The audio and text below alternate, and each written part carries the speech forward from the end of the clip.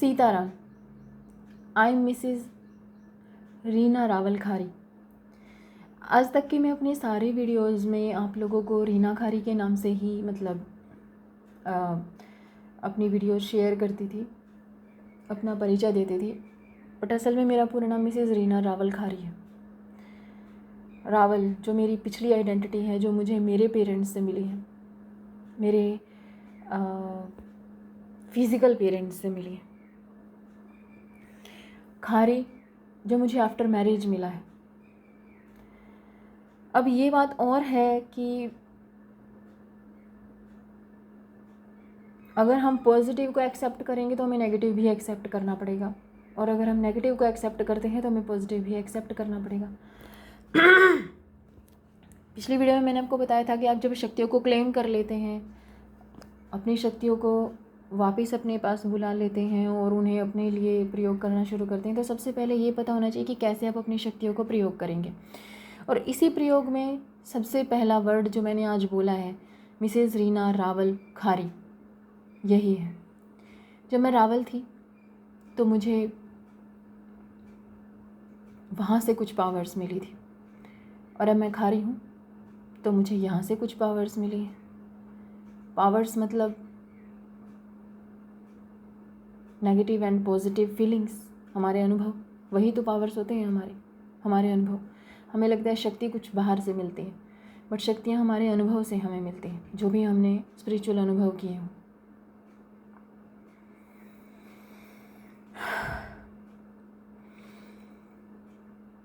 देखिए, मैं अब अपनी डिनेस्टी के ऊपर आपको लोग नहीं बोलूँगी, आप लोग खुद सर्च कर सकते हैं। रावल एक पूरी डिनेस्टी थी राजाओं की, पुराने टाइम में, आप लोग जाके सर्च कर सकते हैं। तो हमें पता है कि हमारे सारे पूर्वज हमारे डीएनए में होते हैं, हमसे कनेक्टेड होते हैं। हम मना करें तो भी हमसे पहले जो आए हैं वो सब हमारे पूर्वज हैं। हमारे एक एक रोम रोम में उनका पूरा स्क्रिप्ट उनकी लिखी होती है, उनका पूरा विजडम हमारे एक एक रोम में होता है, उनकी सारी शक्तियाँ हमारे अंदर होती हैं, बस ज़रूरत होती है उन्हें जगाने की। और मैंने आपसे कहा, जब जब मैंने अपनी एंशिएंट विजडम को जगाने की कोशिश की है, तब तब मेरे ऊपर अटैक्स हुए हैं, स्पिरिचुअली और फिज़िकली। बट मेरे पास दो चॉइसेस थी। मैंने आपसे कहा ना, आपके पास पावर्स आती हैं। अब अगर आप उन्हें एक्सेप्ट कर लेते हो, आपके पास दो चॉइसेस होती हैं। एक्सेप्ट कर लिया तो अब आप उन्हें यूज़ करोगे अपने भले के लिए भी और मानवता के भले के लिए भी। और दूसरा, आप डर के भाग जाते हो, तो वो ऑप्शन आपके पास, मुझे लगता था कि पहले दो ऑप्शन होते हैं, बट कुछ टाइम के लिए आपके पास ऑप्शन होता है, आप डर के भाग सकते हो। बट आपको सच बता दूँ, अगर आप ट्विन फ्लेम हैं, आपके पास ऑप्शन नहीं है। बहुत सारी वीडियोस मैंने देखी सुनी, उनमें बहुत सारे लोग ये पूछते थे उनसे कि आप छोड़ के जा सकते हैं क्या इस जर्नी को? नहीं छोड़ के जा सकते। जो चीज़ मैंने खुद चुनी है, आप उसे नहीं छोड़ के जा सकते, क्योंकि आपने वो चीज़ चुनी है, इसीलिए आपको वो चीज़ मिली है। अब आप कुछ और चुनोगे, फिर उस चीज़ को उसी लेवल तक लेके आओगे और फिर वही चीज़ें करोगे, भाग तो नहीं सकते ना, क्योंकि परमात्मा ने आपको इसी कंडीशन पे इस धरती पे भेजा है कि आपने जो चुना है, जिस यात्रा को चुना, आप उसे पूरा करके ही आओगे। और शर्त यह है कि इसी जन्म में पूरा करके आना है। तो कैसे अपनी शक्तियों का प्रयोग करें? मैंने फील किया, जब भी मैंने ओपनली अपने एंशिएंट विजडम की ओपनली उसको दिखाने की कोशिश की, दिखाने की नहीं, दिखावे के लिए नहीं, बेशक सबके भले के लिए ही, बट मन में ये लेके कि मुझे बस हीलिंग एनर्जी सेंड करनी है, सबका भला मेरा एक वो है, तभी वो अटैक मेरे ऊपर हुए हैं। क्योंकि वो शक्तियाँ फ्री में नहीं मिलती। बहुत सारे दुख झेल कर, बहुत सारे नेगेटिव एक्सपीरियंसेस करके वो शक्तियाँ आपको मिलती हैं। और शक्तियाँ डिमांड करती हैं कि अगर इतनी आसानी से तुम किसी को भी कुछ भी दे दोगे तो कौन समझ पाएगा उन शक्तियों के दर्द को। शक्तियाँ क्या होती हैं? वो सब स्पिरिट्स, वो आत्माएं जो किसी भी वजह से अटकी पड़ी हैं, जो अपने शरीर में रहते हुए उन चीज़ों को समझ नहीं पाई कि सामने क्या हो रहा है। और जब आत्मालोक में गई तो समझ में आया कि उनके साथ जो भी हुआ वो खेल ही सारा उनके द्वारा किया गया था, उनकी ही ऊर्जाओं के द्वारा किया गया था, बट मैनिपुलेशन के अंदर। जब मैंने अपनी शक्तियाँ एक्सेप्ट की तो मुझे समझ में आया कि मेरे पास भागने का कोई रास्ता नहीं है, मैं छोड़ के नहीं जा सकती। क्योंकि एक फ़ौजी इस डर से कि वो मारा जा सकता है, फ़ौज की नौकरी छोड़ के भाग जाएगा तो क्या कहा जाएगा, कायर। बस फ़ौजी में और मुझ में इतना अंतर है कि फ़ौजी सबको दिखता है कि वो लड़ रहा है बॉर्डर पे और उसका सरकार तनख्वाह भी देती है, पर हम स्पिरिचुअल वर्ल्ड में लड़ रहे होते हैं जहाँ कोई समझ नहीं पाता। सबको लगता है कि हम अपनी लाइफ एंजॉय कर रहे हैं, बट दे डोंट नो जिस इंसान के अंदर दर्द और आग भरी हो, हाउ कैन ही और she enjoy his life. But उन्हें उस आग को थोड़ा धीमा करना पड़ता है, शांत करना पड़ता है कि जब ज़रूरत पड़ेगी तब हम उसे यूज़ करेंगे। जब आपने अपनी शक्तियों को एक्सेप्ट कर लिया तब आपके पास पावर आ जाती है। बस आपको उस विजडम की ज़रूरत पड़ती है जो उसे चैनलाइज करने में हेल्प करता है। शक्तियों का प्रयोग कैसे करना है, हर चीज़ से थोड़ा थोड़ा सीखना होता है, हर स्किल पर काम करना होता है। पॉजिटिव वे है अपनी शक्तियों का प्रयोग करने का कि आप किसी की हेल्प के लिए उस शक्ति को प्रयोग करें। जब तक किसी को नहीं लगता कि उन्हें आपकी हेल्प की ज़रूरत है तब तक आप अपनी हेल्प कीजिए, अपने लिए कीजिए। क्योंकि जो शक्तियाँ अगर दूसरों के भले के लिए हैं तो सबसे पहले वो आपके भले के लिए हैं। माँ दुर्गा से, क्योंकि मैंने हमेशा माँ दुर्गा सप्तशती पढ़ी है नवरात्रों में, तो मैंने समझा है कि माता ने, यानी जो इतने सारे पुरुष शक्तिशाली देवता भी मिलकर जिन राक्षसों का वध नहीं कर पाए, उन राक्षसों का वध केवल एक स्त्री ही कर सकती है, एक नारी ही कर सकती है। क्योंकि उनको पढ़ा, ऊपर से जब पढ़ा तो मुझे लगा कि जैसे मुझे उठ के अभी सभी बाहर के राक्षसों से लड़ना है, क्योंकि पुस्तकों में भी वो चीज़ क्लियर वो नहीं बता सकते हैं। इसीलिए मुझे तंत्र की शिक्षा मिली, मतलब मैं चाहती नहीं थी, मुझे लेनी नहीं थी, बट वो नेचुरली मिली। मुझे कहा गया कि मेडिटेशन करो, क्योंकि वही बात है, तंत्र का मतलब क्या है आप खुद को ही समझ पाते हो। जब मैंने मेडिटेशन स्टार्ट की तो मुझे समझ में आया राक्षस कहीं बाहर नहीं है, राक्षस हमारे अंदर ही है। जब हमें शक्तियाँ मिलती हैं तो हमें अपने ही अंदर के राक्षसों से लड़ना होता है। और इवन लड़ना नहीं होता, उन्हें मारना नहीं होता है, उन्हें शांत करना होता है। और उन राक्षसों को शांत करने का सिर्फ एक ही तरीका है, लव, केयर एंड विजडम। क्योंकि खाली लव और केयर से वो बिगड़ सकते हैं, विजडम के साथ लव और केयर उनको देना होता है। जब आप अपने अंदर के राक्षसों को शांत कर देते हो, उन्हें पॉजिटिव बना लेते हो, सच कहूँ तो अपने लिए उनको पॉजिटिव बनाना। एक बात बताइए, आपके पास माचिस की तिल्ली है,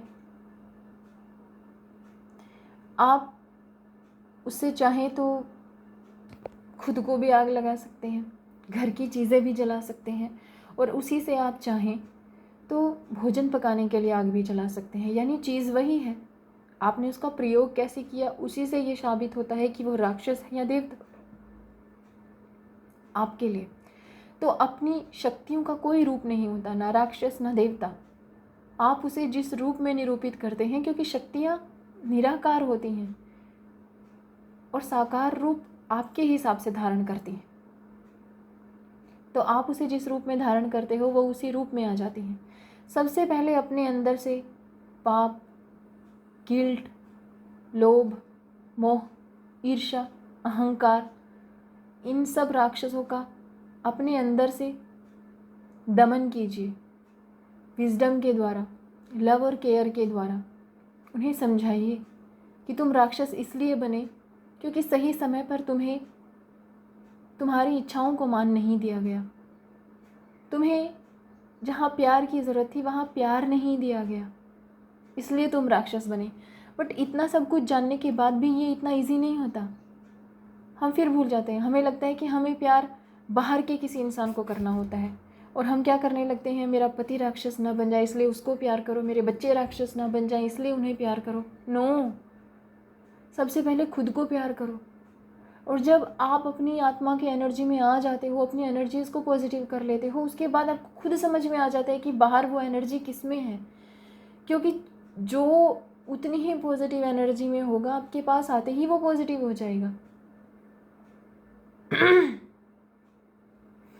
अगर कोई नेगेटिव होगा तो आपके सामने आते ही उसके वो राक्षस बाहर निकलने शुरू हो जाएंगे, क्योंकि they also want healing, but उन्हें खुद पता नहीं होता कि उन्हें हीलिंग चाहिए।